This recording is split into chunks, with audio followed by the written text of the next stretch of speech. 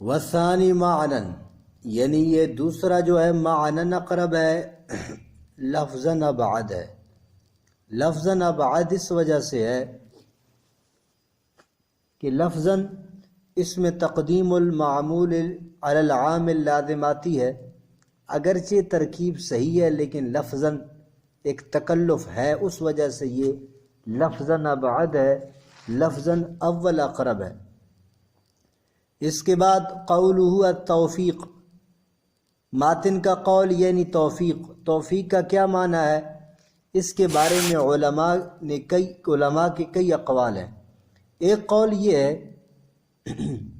کہ طاعت پر قدرت کو پیدا کرنا یہ توفیق ہے، اللہ کسی کو طاعت پر قدرت دے دیتا ہے، یہ کہتے ہیں یہ توفیق ہے۔ بعض نے کہا توفیق یہ ہے کہ بھلائی کے رستے آسان کر دیے جائیں کسی کے لیے اور شر کے رستے بند کر دیے جائیں، تو کہتے ہیں اللہ نے اس کو توفیق دے دی ہے۔ تو توفیق کے کئی معنی ہیں، لیکن یہاں پر جو معنی توفیق کا بیان کیا ہے وہ یہ ہے، کسی کا مطلوب خیر ہے، کسی نے کا مقصود کوئی خیر ہے، بھلائی ہے، اب اس کے اسباب مہیا ہو جائیں، اسباب میسر آ جائیں، اس کو کہتے ہیں کہ یہ توفیق ہے۔ شارح کہتے ہیں توجیہ الاسباب، توفیق وہ اسباب کو پھیرنا ہے نحو المطلوب الخیر، مطلوب خیر کی طرف، جو مطلوب ہے بندے کا ویسے اسباب بھی اللہ تعالیٰ مہیا کر دے تو یہ توفیق ہے۔ آگے متن علامہ سعد الدین تفتزانی کا والصلاۃ والسلام علی من ارسلہ ہدی، اور صلاۃ و سلام ہو اس پر جسے اللہ نے بھیجا ہدایت کے لیے۔ تو اس متن میں سب سے پہلے لفظ ہے صلاۃ، تو شارح اس پر بحث کرتے ہیں، کہتے ہیں قولہ والصلاۃ، ماتن کا قول یعنی الصلاۃ، اس کا معنی کیا ہے؟ کہتے ہیں اس کا معنی ہے دعا۔ جمہور علماء کے نزدیک جو مشہور ہے وہ یہ ہے کہ صلاۃ بمعنی دعا ہے، تو شارح اس جمہور کے نزدیک جو بات مشہور ہے اس کو بیان کرتا ہے، وہی بمعنی دعا، صلاۃ دعا کے معنی میں ہے۔ دعا کے معنی میں مطلب یعنی طلب الرحمت، رحمت کو طلب کرنا۔ تو معترض کھڑا ہو گیا، اعتراض کرتا ہے، کہتے ہیں بھائی کدھر جا رہے ہو؟ آپ صلاۃ کا معنی طلب الرحمت کرتے ہو۔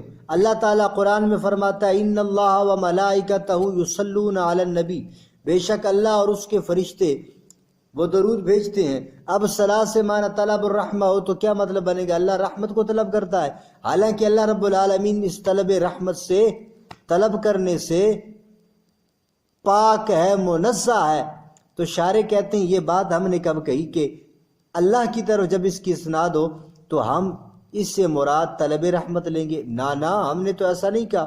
تو آپ کیا کہتے ہیں؟ کہتے ہیں ہم تجرید کرتے ہیں، وَإِذَا أُسْنِدَ إِلَى اللَّهِ تَعَالَى يُجَرَّدُ عَنْ مَعْنَى الطَّلَبِ، جب صلاۃ کی نسبت اللہ تعالیٰ کی طرف کی جائے گی اس وقت اس کو طلب کے معنی سے خالی کر دیا جائے گا۔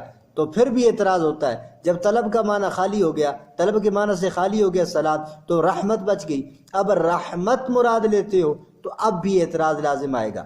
رحمت سے مراد ہے رقت قلب، اور اللہ رب العالمین رقت قلب سے پاک ہے۔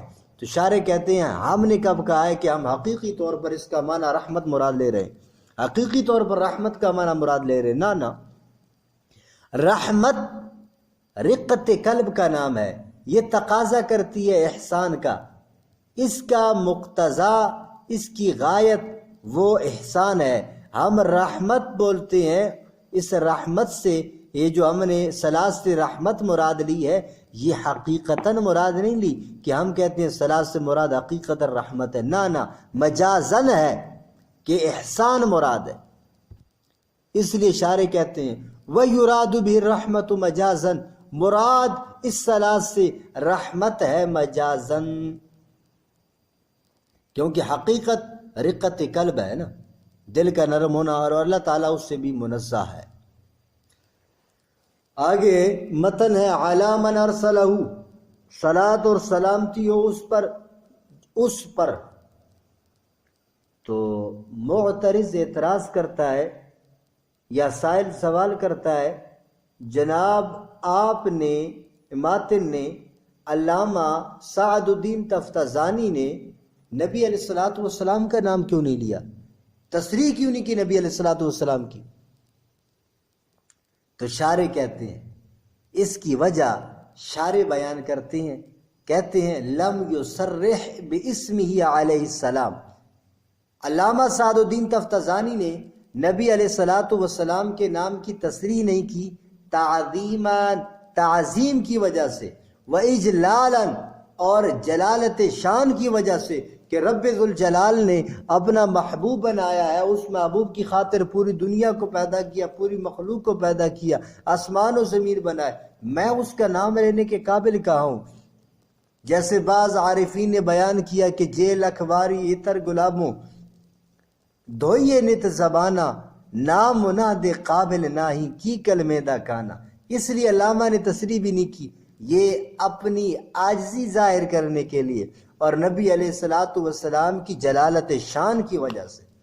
دو وجہ ہو گئی، ایک تعظیم، ایک جلالت شان۔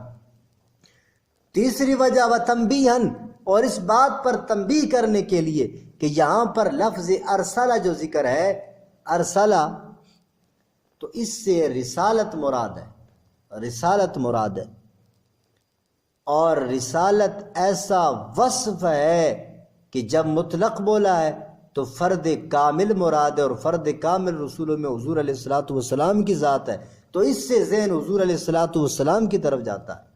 وتنبیہا علی انہ فیما ذکر من الوصف بمرتبۃ لا يتبادر الذہن منہ الی الیہ، اور اس بات پر تنبیہ کرنے کے لیے کہ یہاں پر جو وصف ذکر کیا گیا ہے وہ جو ایسے مرتبے میں ہے، وہ مطلق جو لفظ بولا ہے، اس سے ذہن صرف حضور علیہ الصلوۃ والسلام کی طرف جائے گا۔ دوسرا جواب یہ بھی بنتا ہے کہ ماتن نے تصریح نہیں کی، کیوں؟ اللہ رب العالمین کے کلام کی اتباع کرنے کے لیے۔ اللہ رب العالمین نے نبی علیہ الصلوۃ والسلام کا نام ذکر نہیں کیا، یصلون علی النبی ہے، تصریح نام کی نہیں کی، تو کہتے ہیں اس کی اتباع کرتے ہوئے ماتن نے بھی تصریح نہیں کی۔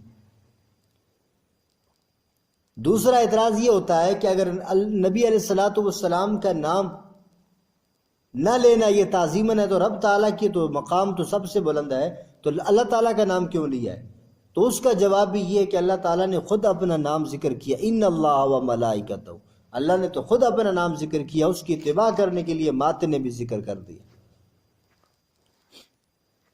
اس کے تو کئی جواب بن سکتے ہیں، کئی اعتراض بن سکتے ہیں، لیکن وہ لمبا ہو جائے گا۔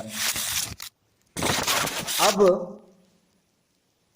ایک دوسرا اعتراض ہو سکتا ہے، وہ یہ ہو سکتا ہے کہ نبی علیہ الصلوۃ والسلام کے تو کئی زیادہ کمالات ہیں، کئی زیادہ صفات ہیں، ان صفات میں سے رسالت کو ہی کیوں منتخب کیا، کیوں چنا ان صفات میں سے